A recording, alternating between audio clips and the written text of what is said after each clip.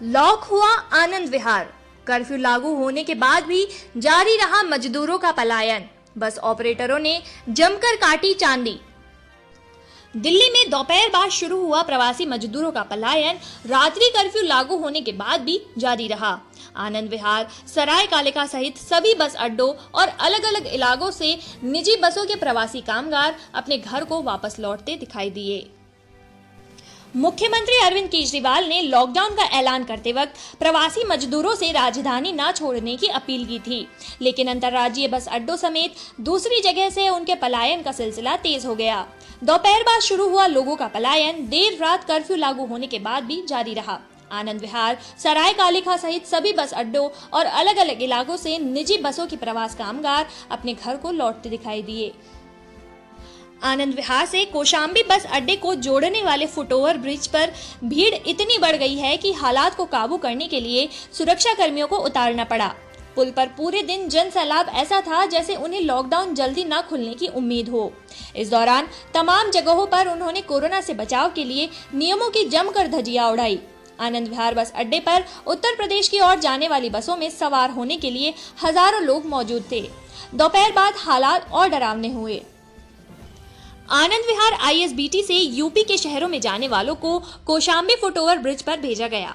यहाँ कुछ ही मिनटों में भीड़ इतनी बढ़ गई कि धक्का मुक्की शुरू हो गई। इस दौरान कोरोना से बचाव के नियमों की कौन कहे, कई लोगों को शारीरिक चोट से बचने के प्रयास करते देखा गया।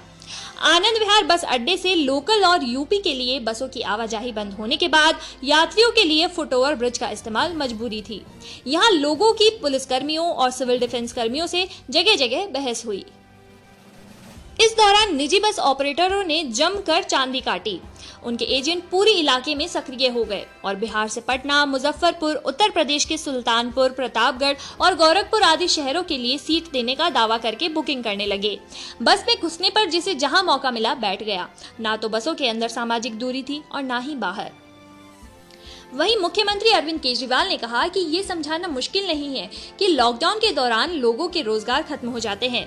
कमाई खत्म होने से गरीब तबके के लिए मुश्किल हालात होते हैं। दिहाड़ी मजदूरों के लिए समस्या और ज्यादा है। प्रवासी मजदूरों से अपील है कि ये छोटा सा लॉकडाउन केवल 6 दिन का है। आप दिल्ली छोड़कर मत जाइएगा। आने जाने में आपका इतना पैसा, समय और काफी ऊर्जा खत्म हो जाएगी। आप दिल्ली में ही रहिए। मुझे उम्मीद है ये छोटा सा लॉकडाउन और छोटा ही रहेगा, शायद बढ़ने की जरूरत ना पड़े।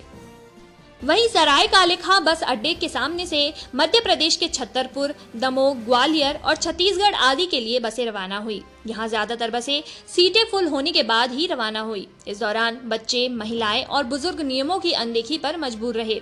छतरपुर जा रहे एक युवक ने बताया कि वहाँ नौकरी कर रहा था, अब लॉकडाउन में क्या करेगा।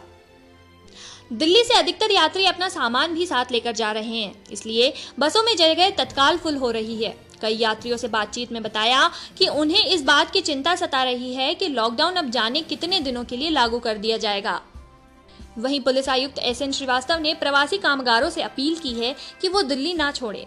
उन्होंने कहा कि काम छूटने के कारण प्रवासी मजदूर लौटना चाह रहे हैं। उनसे अपील है कि दिल्ली ना छोड़े, अब सब मिलकर उनकी मदद करेंगे।